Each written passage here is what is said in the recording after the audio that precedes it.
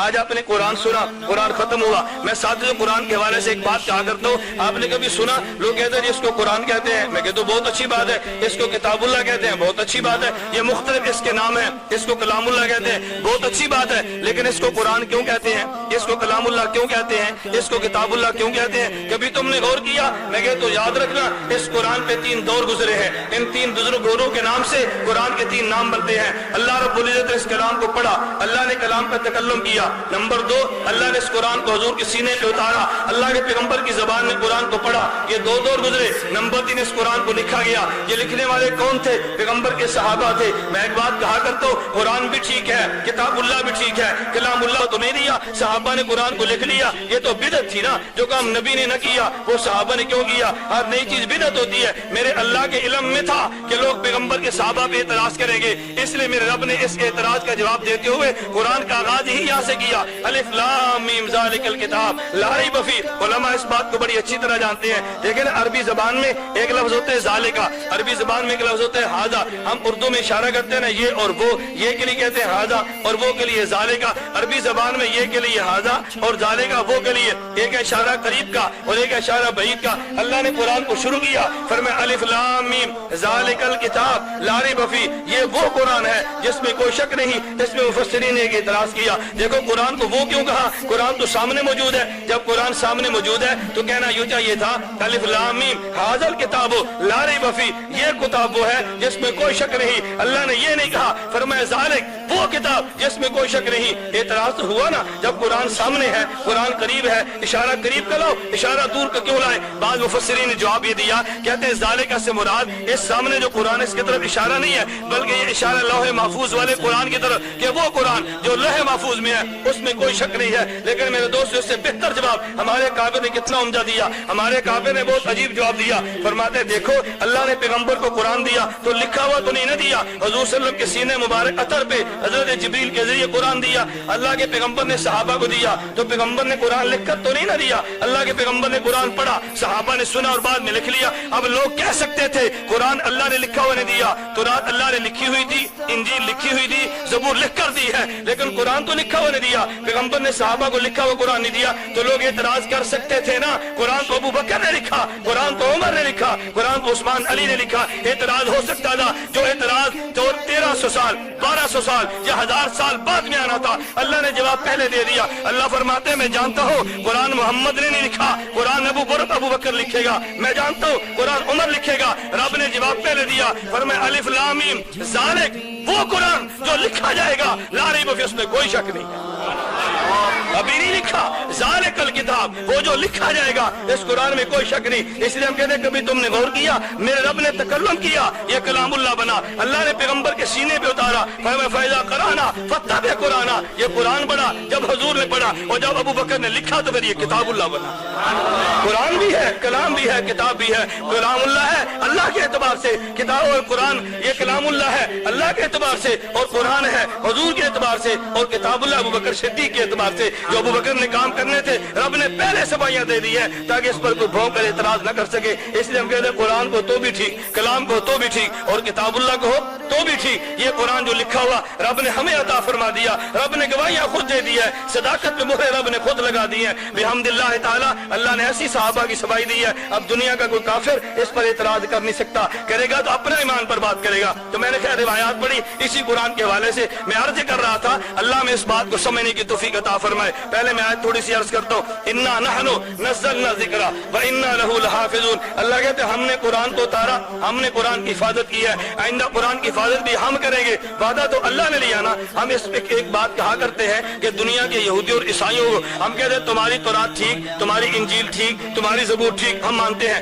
لیکن ایک بات یاد رکھو, تمہاری انجیل کو ہم اب قابل عمل نہیں سمجھتے, تمہاری تورات کو قابل عمل نہیں مانتے, تمہاری زبور کو قابل عمل نہیں مانتے. یہودی عیسائی فوراً کہتے कहते हैं वे क्यों काबिल अमल नहीं आते? हम कहते हैं तुम्हारी तौरात इंजील को बदल दिया गया और कुरान को बदल कोई नहीं सकता। कुरान के महफूज रहने का अल्लाह ने वादा कर लिया। यहूदी और ईसाई फौरन कहते हैं कुरान की आयत पढ़ो, जिस आयत में अल्लाह ने कुरान को महफूज रखने का वादा कर लिया वो आयत पढ़ो। हमने आयत पढ़ी, इन्ना नहनु नज़्ज़लना ज़िक्रा व इन्ना लहू लहाफ़िज़ून। मौलाना कासिम ननोतवी अल्लाह उसकी कब्र पे करोड़ों रहमत नाज़िल फरमाए। मौलाना कासिम ननोतवी रहमतुल्लाह अलैह को एक ईसाई ने इतराज किया। उसने कहा मौलाना इस कुरान में तो ये है इन्ना नहनु नज़्ज़लना ज़िक्रा, हमने जिक्र को उतारा। क्या तौरात जिक्र नहीं है? क्या इंजील जिक्र नहीं है? क्या ज़बूर जिक्र नहीं है? ये तो सारे जिक्र हैं। अल्लाह फरमाया बिल्कुल जिक्र है। उसने कहा जब ये सारे जिक्र हैं तो इस पर क्या दलील है? या जिक्र से मुराद कुरान है, तौरात इंजील क्यों नहीं? मौलाना कासिम ननोतवी रहमतुल्लाह अलैह अजीब बात फरमाई। मौलाना फरमाया तूने इतराज इसलिए किया तो लोग अरब को नहीं जानता, अगर अरबी लुगत और ज़बान को जानता तो इतराज न करता। ईसाई पादरी कहने लगा जी वो कैसे? अल्लाह फरमाया कि दो लफ्ज़ अरबी ज़बान में, एक होता है नज़्ज़ला युनज़्ज़िलु तनज़ीलन, एक होता है अनज़ला युनज़्ज़िलु इंज़ालन। नज़्ज़ला युनज़्ज़िलु का माना और है, अनज़ला युनज़्ज़िलु का माना और है। अगर किसी बात को थोड़ा थोड़ा करके उतारा जाए, वक्फे वक्फे से उतारा जाए तो फिर अरबी में नज़्ज़ला युनज़्ज़िलु तनज़ीलन कहते हैं, और अगर इकट्ठा एक मर्तबा उतारा जाए फिर अरबी ज़बान में अनज़ला युनज़्ज़िलु इंज़ालन कहते हैं। तौरात को देखो इकट्ठी उतरी, इंजील को देखो इकट्ठी उतरी, ज़बूर को देखो इकट्ठी आई, और कुरान को देखो तो इसाल में आया। अल्लाह कहते हैं इन्ना नहनु नज़्ज़लना ज़िक्रा, तो मालूम है जिक्र से मुराद कुरान है, तौरात इंजील ज़बूर नहीं है। ईसाई लाजवाब हो गया, हजरत के जवाब पे ईसाई लाजवाब हुआ। मैंने एक जगह पे यही एतराज और जो मौलाना कासिम ननोतवी का पेश किया, एक गैर मुकल्लिद की चिट आ गई, उसने मुझे चिट लिखी, कहते तुम कहते हो ना कुरान कहते नज़्ज़लना, कुरान है तो अनज़लना भी कहा। मैंने कहा हाँ पे, कहते कुरान कहते इन्ना, कुरान करीम के सूरतुल क़द्र में ऐलान किया कि अल्लाह रब्बुल इज़्ज़त ने फरमाया कि हमने इस कुरान को उतारा। अब यहाँ नज़्ज़लना का लफ्ज़ तो नहीं है ना, अनज़लना फी लैलतिल क़द्र हमने उतारा। कहते देखो आप कहते नज़्ज़लना, कुरान कहते अनज़लना। मैं कहता हूँ मैंने इसलिए कहा ना गुमराह वही होगा जो कम इल्म हो या कम अकल हो। मैंने कहा बेवकूफ तो जानते नहीं है, अल्लाह ने कुरान को दो मरतबा उतारा, एक मरतबा लोहे महफूज से आसमान दुनिया पर, दूसरी मरतबा आसमान दुनिया से पैगंबर के सीने पे। जब लोहे महफूज से उतारा तो इकट्ठा, और आसमान दुनिया से पैगंबर के सीने पे 23 सालों में, इसलिए अनज़लना भी ठीक है नज़्ज़लना भी ठीक है। हम तो नज़्ज़लना पे बात करते थे ना, इन्ना नहनु नज़्ज़लना ज़िक्रा, हम कहते हैं वो भी ठीक है, हमने कहा ये भी ठीक है। एतराज तो तुम करो, तुम्हारे पास कोई एतराज का जवाब नहीं है। जो हम एतराज करेंगे तुम इसका जवाब नहीं दे पाते। तौरात पे एतराज किएगे तुमने जवाब नहीं दिया, इंजील पे एतराज किएगे तुमने जवाब नहीं दिया। और मैं अगली बात कहता हूँ, यकीन कीजिए देवबंदी हो तुम्हें मुबारक हो, हमारे काबिर ने इल्मी जवाब नहीं दिए, हमारे काबिर ने अमली जवाब भी दिए। एक होता है इल्म से जवाब देना, एक होता है अमल से जवाब देना। अल्लाह अकबर। हजरत मौलाना हजरत शाह अब्दुल अजीज मुहद्दिस देहलवी अल्लाह उसकी कब्र पे करोड़ों रहमत नाज़िल फरमाए। हजरत शाह साहब के सामने आपने सुना, दिल्ली में ईसाई फंडर पादरी था, उसने इतराज किया, उसने कहा मुसलमानों तुम कहते हो कि कुरान जलता नहीं है, तुम कहते हो कुरान महफूज रहते, हालांकि रब का वादा ये नहीं है। रिवायात में एक रिवायत आती है, अल्लाह के पैगंबर सल्लल्लाहु अलैहि वसल्लम ने ऐलान फरमाया अगर किसी कुरान को चमड़े में डाल दिया जाए वो चमड़ा महतरक आग में जलता नहीं है। उस ईसाई ने इस हदीस को इतराज बुनियाद बना के लगा, कहते तुम कहते हो कि ये कुरान जलता नहीं है, अच्छा आओ तो मुझसे मुनाजरा करो, लेकिन मुनाजरा इल्मी नहीं होगा, मेरा तुम्हारा मुनाजरा अमली होगा। तुम अपने कुरान को लाओ, मैं अपनी इंजील को लाता हूँ, तुम अपने कुरान को आग में नहीं याज़ुबिल्लाह डाल दो, मैं अपनी इंजील को डाल देता हूँ। जो जल गया वो झूठा, जो बच गया वो सच्चा। मुसलमान बड़े परेशान हुए, परेशानी के हालत में हजरत शाह अब्दुल अजीज मुहद्दिस देहलवी रहमतुल्लाह अलैह की खिदमत में गए और कहा हजरत आप फरमाए हमारे तो जवाब समझ नहीं आता। फरमाया तुम चैलेंज कबूल करो, तुम्हें घबराने की जरूरत नहीं है। मैंने पहले भी यहाँ पे कहा था, आज भी आपसे लाहौर के मुसलमानों कहता हूँ, हमारी परेशानी की वजह यह है हम एतराज का जवाब खुद देने की कोशिश करते हैं। जवाब खुद मत दो, जवाब के लिए आलिम की तरफ रजू करो, काफिर तुम्हारा पीछा छोड़ जाएगा, गुमराह तुम्हें छोड़ जाएगा। यह तयशुदा बात है। अगर तुम पे कोई एतराज करे तुम खुद जवाब मत दो, कभी मैं आलिम नहीं हूँ, मेरे आलिम के पास हो, तुम आलिम का नाम लोगे ये यूं दौड़ेगा जैसे शैतान अजान की आवाज सुनते दौड़ते। तुम आजमा कर तो देखो, ये गुनाह तभी होगा हम खुद सवाल का जवाब देंगे, जवाब बनेगा नहीं और बातिल के सामने झुक जाएंगे। हम कहते हैं कोई दलील तो उसके पास भी है ना, मैं कहता हूं कोई दलील उसके पास तो थी, लेकिन तुम इधर आकर तो बात करो। हजरत उमर बिन खत्ताब रजी अल्लाह ताला अन्हु, मैंने कुरान की आयत पढ़ी है, इन्ना नहनु नज़्ज़लना ज़िक्रा व इन्ना लहू लहाफ़िज़ून। अल्लाह फरमाते हैं कुरान हमने उतारा, कुरान की हिफाजत भी हम करेंगे। अब बात समझे, कुरान कहते किसे है? बाद लोगों ने कहा जी कुरान का नाम है अलहम से लेकर वन्नास तक अल्फाज, ये भी कुरान है, लेकिन सिर्फ ये कुरान नहीं है। अल्लाह कुरान फरमाते हैं सुम्मा इन्ना अलैना बयाना, इस कुरान का माना बयान करना भी हमारे जिम्मे है। तो जिस तरह कुरान के लफ्जों को अल्लाह ने महफूज रखा, क्या रब कुरान का माना महफूज नहीं रखेगा? अल्लाह लफ्ज महफूज रखेगा तो माना महफूज नहीं होगा, माना भी महफूज होगा। मेरे दोस्त, इसलिए हम कहते हैं कि एक है कुरान के अल्फाज, एक है कुरान के माने। कुरान के लफ्ज को महफूज रखता है कुरान का कारी, कुरान के लफ्ज को महफूज रखता है कुरान का हाफिज, और हदीस के लफ्ज को महफूज रखता है मुहद्दिस, और कुरान और हदीस के माने को महफूज रखते हैं फकी, ये महफूज रखते हैं मुज्तहिद, महफूज रखते हैं। अल्लाह रब्बुल इज्जत ने कुरान के अल्फाज के लिए कुर्रा का इंतखाब किया, और उनमें से क़िराअत उसकी चली जो कूफे का था, और कुरान के माने की हिफाजत के लिए अल्लाह ने आइम्मा को पैदा किया, और फिक़ह उसकी चली जो कूफे का था। जिस कारी की क़िराअत पढ़ते हो कहाँ का था, और जिस इमाम की फिक़ह वो कहाँ का। अगर कूफे वाले से बोझ है तो फिर कुरान के लफ्ज भी छोड़ दो ना, कुरान का लफ्ज नहीं छोड़ते। मैं दोस्तों से कहा करता हूँ, हम में और गैर मुकल्लिद में फर्क यही है, वो जालिम आधी बात मानता है आधी छोड़ देता है, और हमारे अंदर यही है, हम बात आधी नहीं मानते, हम बात पूरी मानते हैं। हमने कूफे वाले को माना तो कूफे का कारी था तब भी मान लिया, और कूफे का फकीह था तब भी मान लिया। गैर मुकल्लिद कहते नहीं, हम लफ्ज कुरान को कूफे का कारी हो तो मान लेंगे, और कुरान का माना बयान करने वाला अगर कूफे का मुज्तहिद हो तो नहीं मानेंगे। कभी आपने गौर किया क्यों? उसकी वजह यह है, एक है लफ्ज़ कुरान, एक है माना कुरान। लफ्ज़ कुरान तो हर आदमी बयान करेगा, लेकिन कुरान का माना हर आदमी बयान नहीं कर सकता। लफ्ज़ कुरान से गुमराह किया जा सकते, लेकिन कुरान के माने से गुमराह नहीं किया जा सकता। यही वजह थी ना, अगर अल्फाज कुरान हो गए तो भाई ये भी कुरान है, ये भी कुरान है, ये भी कुरान है, और जब कहोगे ना कुरान का माना, कुरान की तशरीह, कुरान का मफहूम, गैर मुकल्लिद समझता है अगर मैंने कूफे के कारी का कुरान पेश कर दिया, मतलब अपना बयान करूंगा ना, तो गुमराही के दरवाजे खुले हैं। हमने कहा ना, कूफे के कारी का कुरान भी लेंगे और कूफे के मुज्तहिद का माना भी लेंगे। अगर कूफे के कारी की किरात को दुनिया कबूल कर ले और कूफे के मुज्तहिद की तफसीर भी कबूल कर ले, रब्बे काबा की कसम, फिर गुमराही के दरवाजे बंद हो जाते हैं।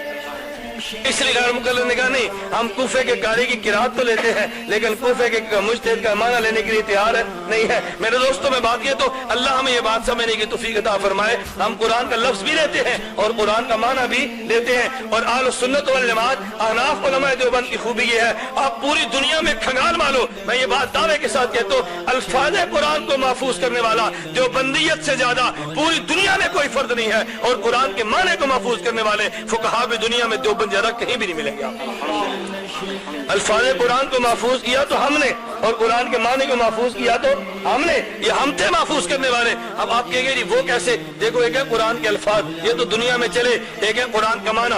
अब कुरान तो अरबी है, तो कुरान का माना अजमी में होगा ना, अजमी में कैसे? या कुरान का माना फारसी में होगा, या कुरान का माना और पंजाबी में होगा, कुरान का माना उर्दू पश्तो में होगा ना। लफ्ज़े कुरान करीम का अजमी में सबसे पहले तर्जुमा इस तारीख पे करने वाला वो हजरत शाह वलीउल्लाह मुहद्दिस देहलवी है, जिसने कुरान का सबसे पहले तर्जुमा फारसी में किया, वो हनफी था। और कुरान का सबसे पहला कुर्रे अस पे उर्दू में तर्जुमा करने वाला शाह रफीउद्दीन है, और वो भी हनफी था। सबसे पहले कुरान का तर्जुमा फारसी में किया तो वो भी हनफी, और सबसे पहले कुरान का फारसी में तर्जुमा किया तो उर्दू में तर्जुमा किया तो वो भी हनफी। और उस उर्दू तर्जुमे की शरह कुरान की सबसे पहले करने वाला अगर कोई दुनिया में था तो वो हनफी भी था और शेखुल हिंद देवबंदी भी था। वो कौन था? हनफी भी था और देवबंदी भी था। और किस दौर में तर्जुमा किया कुरान का?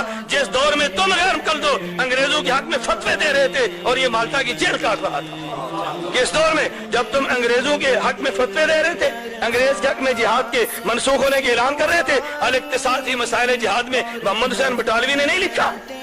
आज लोग कहते हैं फिरका वारियत, इंतशार। हम कहते हैं कभी गौर किया इंतशार फैलाने वाला कौन है? जब देवबंदियत ने तहरीक को अंग्रेज के खिलाफ शुरू किया, अंग्रेज के खिलाफ बगावत का ऐलान किया, फुरूई मसाइल तुम जेरे बास लाए। सबसे पहले हिंदुस्तान में हुसैन बटालवी ने 10 सवाल के मुश्तमिल इश्तिहार शाया किया। कहते एक सवाल पे इतना इनाम दूंगा। उसने 10 सवाल पेश किए, उसका जवाब शेखुल हिंद ने दिया। जवाब किसने दिया?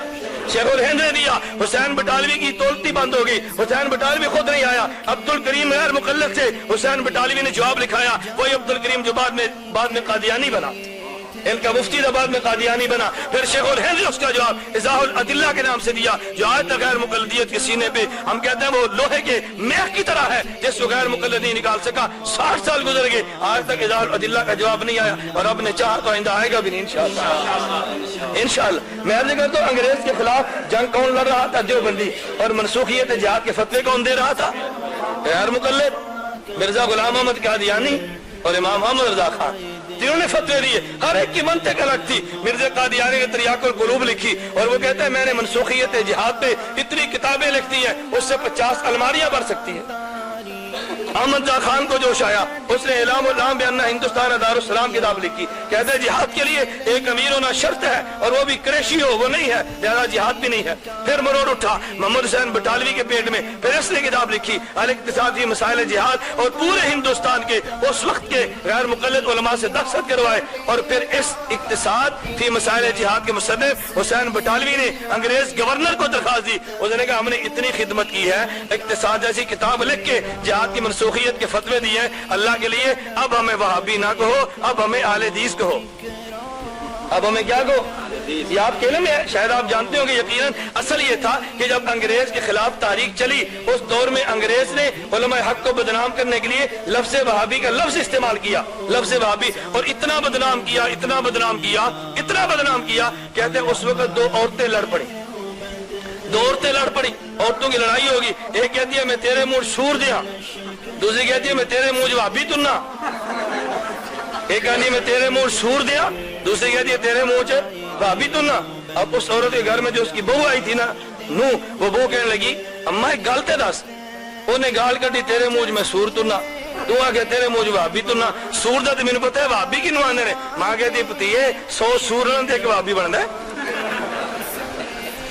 इस कदर अंग्रेज ने इस लफ्ज को इस कदर बदनाम किया, इस कदर बदनाम किया। ये वहाबी के लफ्ज के लिए था, मुजाहिदीन के लिए इस कदर बदनाम किया। कहते एक मौलवी था ना, और मौलवी था बिदअती। वो कौन था खुद समझ लो, बिदअती मौलवी था वो, अल्लाह के शान। और हिंदू था दुकानदार, हिंदू दुकानदार से वो सौदा लेता लेता रहा, 4-5 हजार कर्ज चढ़ गया। उस हिंदू ने कहा, लाला जी ने कहा हजरत जी मेहरबानी फरमाओ अब हमारा कर्ज उतारो। उसने कहा तू बंदरा पुत्र बन, मेरे को पैसे न मांग। उसने कहा हजरत जी मेहरबानी फरमाओ कर्ज बहुत हो गया दे दो। उसने कहा अच्छा तुझे हफ्ते के दिन दूंगा।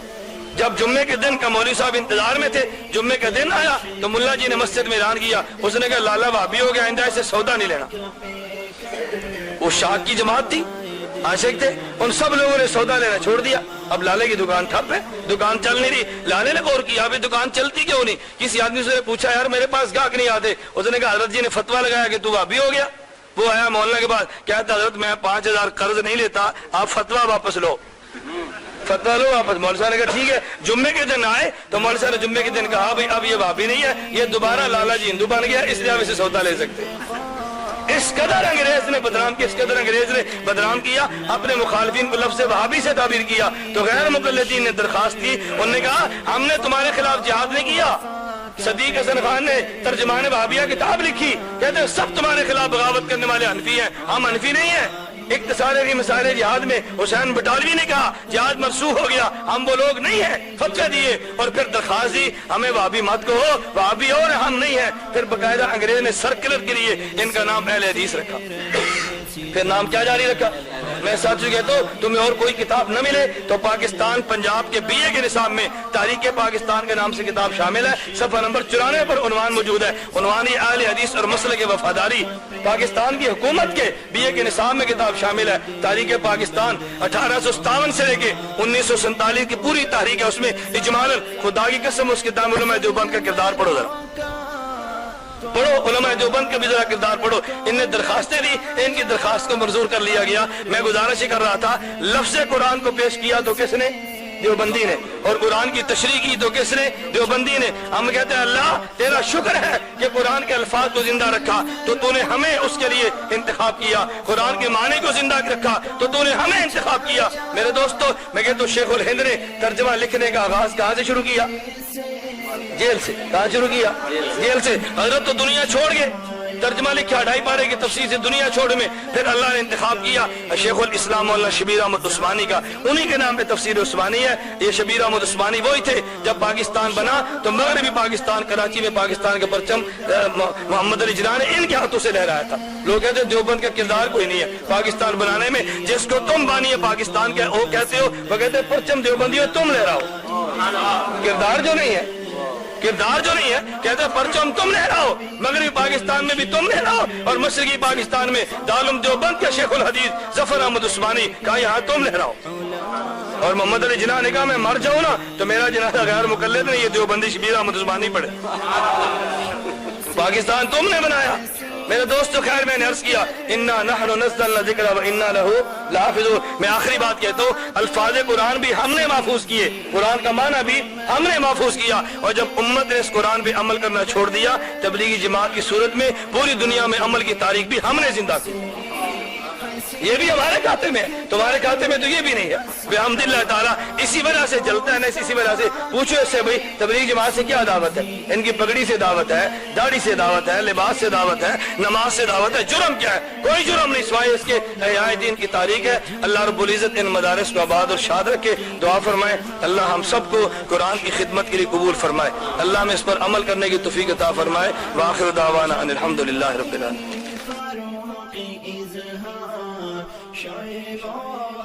حبیب مختار چلنی کرے بدن علماء